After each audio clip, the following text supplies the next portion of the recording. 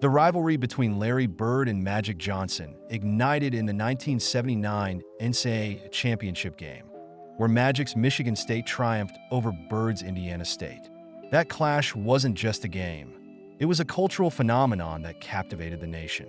Fast forward to the NBA and their epic battles in the finals, especially in '84, '85, and '87, transformed the league. Each matchup was a showcase of skill, intensity, and drama, drawing fans in and elevating basketball to new heights.